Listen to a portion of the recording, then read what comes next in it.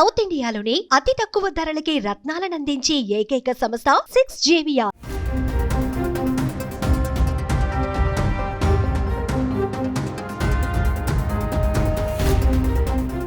2011లో జపాన్లో సముద్రం లోపల భూకంపం సంభవించి సునామీ విరుచుకుపడడం అందరికీ గుర్తుండే ఉంటుంది కదా.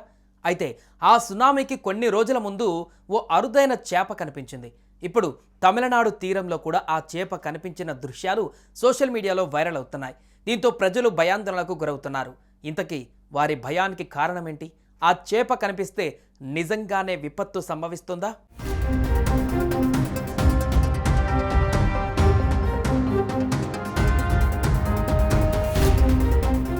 పట్టుకుంటే చేతిలో నుంచి సర్రున జారిపోయే అరుదైన చేప మెక్సికో తమిళనాడు తీరంలో కనిపించింది. కొందరు మత్స్యకారులు చేపల కోసం వల వేయగా ఈ అరుదైన డూమ్స్ డే ఫిష్ వారికి చిక్కింది.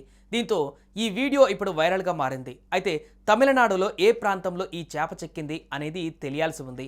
ఇక జపాన్ పురాణాల ప్రకారం ఈ చేపను messenger of the sea God అంటారు. అంటే సముద్ర దేవుడి దూతగా ఇది జరగబోయే ప్రళయానికి సంకేతం ఇస్తుందట. 2011లో జపాన్లో సముద్రం లోపల భూకంపం సంభవించి సునామీ విరుచుకుపడడానికి ముందు కూడా ఇలాంటి చేపలు సుమారు 20 తీర ప్రాంతంలో కనిపించాయట. ఇప్పుడు తమిళనాడు తీరంలో ఈ చేప కనిపించడంతో ఏదో జరగబోతుందనే ఆందోళన వ్యక్తమవుతోంది.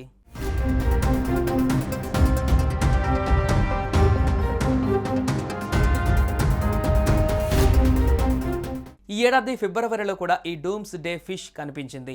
తీరానికి కొట్టుకు వచ్చిన ఈ చేపను ఓ వ్యక్తి పట్టుకొని నీళ్లలోకి వదులుతున్నట్లు ఓ వీడియో వైరల్ అవుతోంది. గతేడాది కాలిఫోర్నియాలో ఈ చేప కనిపించింది.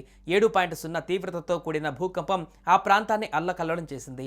ఇప్పుడు మన దేశంలోని తమిళనాడు తీరంలో ఈ చేప కనిపించేసరికి మరోసారి వార్తల్లోకి ఎక్కింది. ఇక ఈ అరుదైన డూమ్స్ డే ఫిష్ 36 అడుగుల పొడవు వరకు పెరుగుతుందట.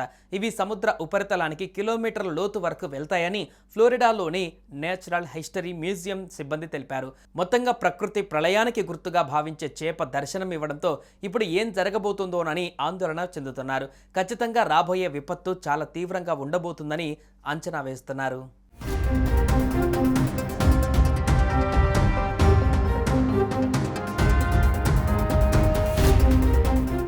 సుమన్ టీవీలో మీ పర్సనల్ అండ్ బిజినెస్ ప్రమోషన్స్ కోసం కింది నెంబర్కి కాంటాక్ట్ చేయండి.